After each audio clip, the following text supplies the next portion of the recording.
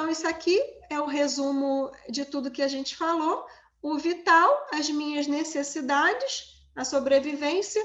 No momento que eu tenho que vital, eu tenho que perceber se esse meu vital, eu tenho essa proteção suficiente, a minha integridade está protegida, mas e aí eu tenho que me relacionar com o mundo. Será que eu sou capaz de me relacionar? Né? Será que eu sou suficiente para me relacionar?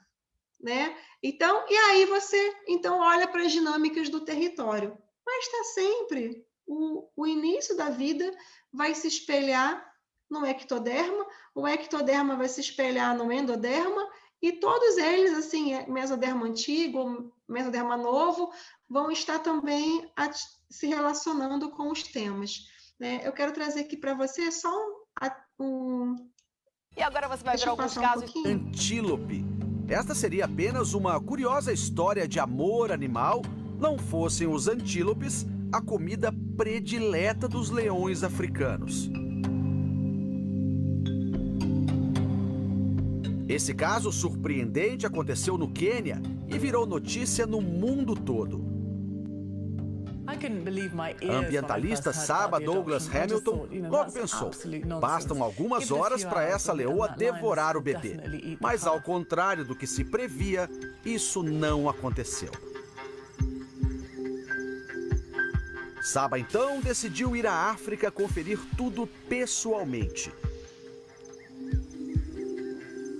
O nome da leoa é Kamuniak, que em dialeto africano significa abençoada. E a relação entre presa e predador parece mesmo um milagre.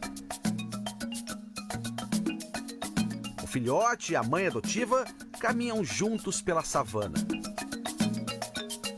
Depois, eles se aninham embaixo de uma árvore. Repare como a leoa lambe carinhosamente o bebê antílope. A cena é comovente, mas também revela um beco sem saída. A leoa está faminta, mas não pode sair para caçar, pois sabe que o bebê corre perigo longe dela.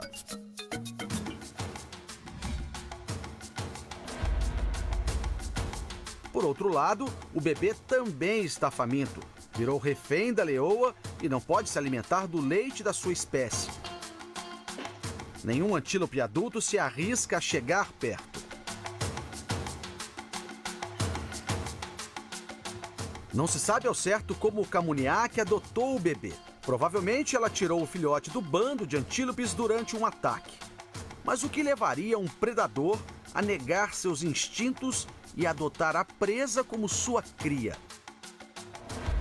O especialista Craig Parker explica que a leoa pode ter sofrido um trauma muito forte, como a morte de seu filhote legítimo, o que teria provocado um comportamento compulsivo.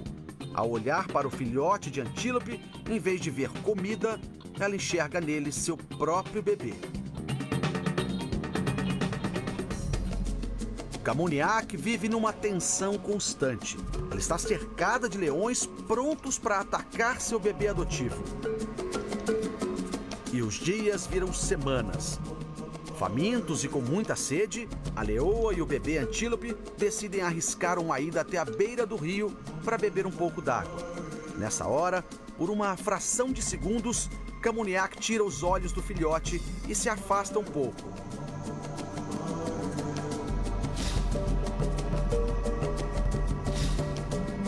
É o bastante para um leão enorme surgir de trás dos arbustos e pegar o bebê. Repare como a leoa fica aterrorizada com a cena. Parece uma mãe que acabou de perder sua cria. Ela quer desesperadamente salvar o filhote, mas ao mesmo tempo, fraca e desnutrida, ela não se sente capaz de enfrentar um leão desse tamanho. O mais impressionante é que logo depois de perder o bebê adotivo, a leoa recuperou o seu instinto de caça. Aquele mesmo dia, ela matou e devorou um antílope adulto. Mas a estranha obsessão da leoa não acabou aí. Kamuniak adotou outros 5 bebês antílopes, mas nenhum viveu tantos dias com ela quanto o primeiro filhote adotivo.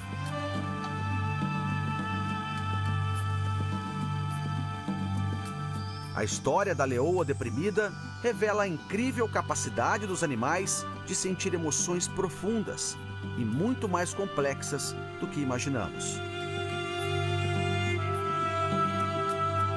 E agora você vai ver... Forte, né? Então, isso aqui, gente, fala muito sobre os nossos instintos, né? Porque a gente poder reconhecer os instintos animais que vivem em nós ajuda muito a entender essa questão das leis biológicas e ficar em paz com os nossos instintos, poder seguir eles, dar lugar para poder aceitar aquilo que a gente sente. Isso gera muito mais saúde e melhora muito as relações, porque nós temos como isso, um instinto animal, como uma leoa ali que adota porque tem um instinto de ser mãe, né? Então, é um convite para relembrar. E aí a gente chega na segunda aula, estamos quase finalizando aqui.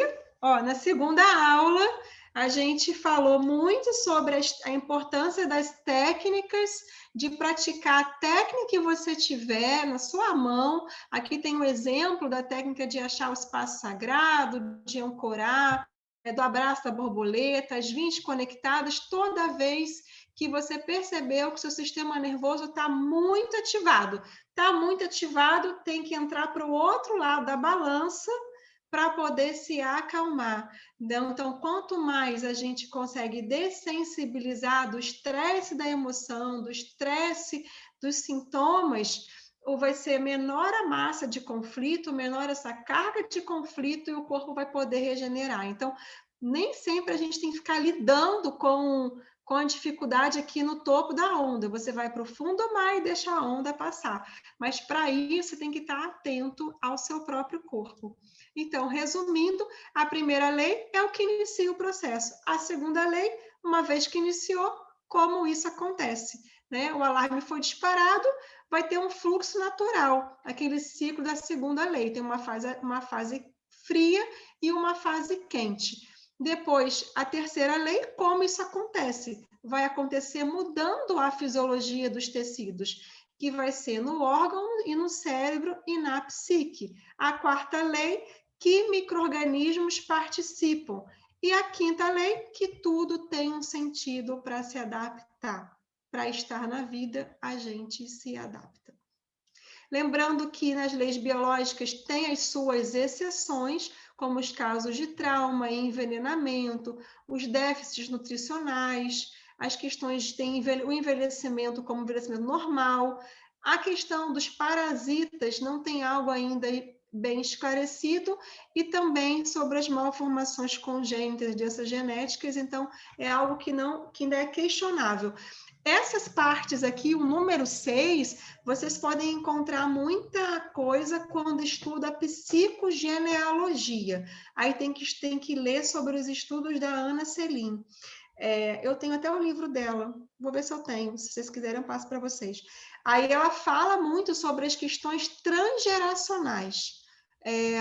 Você consegue entender muito essas questões das malformações congênitas, mas pelo Dr. Hammer não tem isso muito detalhado, tá? Então, lembrando aqui, a segunda lei, então a gente finalmente chega aqui na segunda lei, tem a fase do choque, a fase fria, a fase da chuva, que é a fase quente, a fase inflamatória, um breve período das provas dos 9, que é a fase fria, depois volta para a fase de chuva, a fase quente, só que com chuvas mais esparsas, até que o sol pode voltar. Então, é conhecido como fase ativa, fase PCLA, crise epileptoide, fase PCLB, normotonia, se nada atrapalhar. Cada fase tem um foco, uma marca com uma marca d'água, e a gente pode acompanhar isso na tomografia de crânio. Então, na fase ativa, o foco é mais delimitado, é mais sequinho. Na fase de cura, o foco incha, fica maior na primeira fase.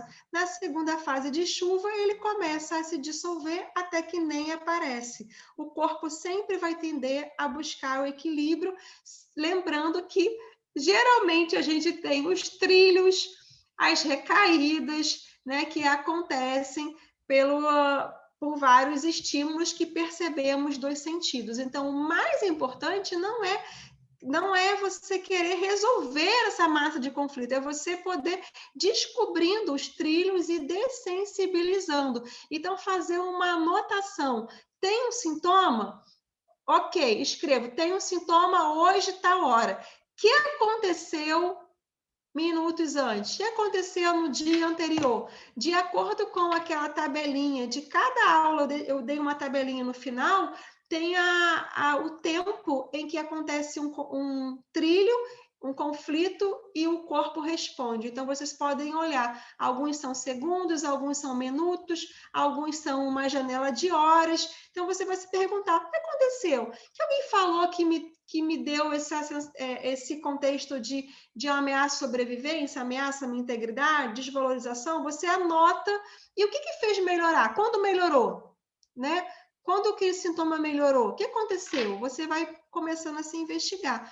Então, relembrando, gente, que a vida é esse movimento contínuo, a gente está sempre passando na vida o tempo todo, né, com vários desafios, e o mais importante é estar presente e o rastro que a gente deixa na vida, porque, de fato, tudo vai passar, né? Como na escala pitagórica, né, a gente sai do 0, vai para o 9, né? Vai o 10 e volta 1, né? Então, tudo sai do início, a gente vive essa vida maravilhosa nessa jornada, até o dia que a gente vai. Então, esse vídeo muitas pessoas já assistiram, mas muitas pessoas também não assistiram. Eu acho que ele sempre vale a pena relembrar.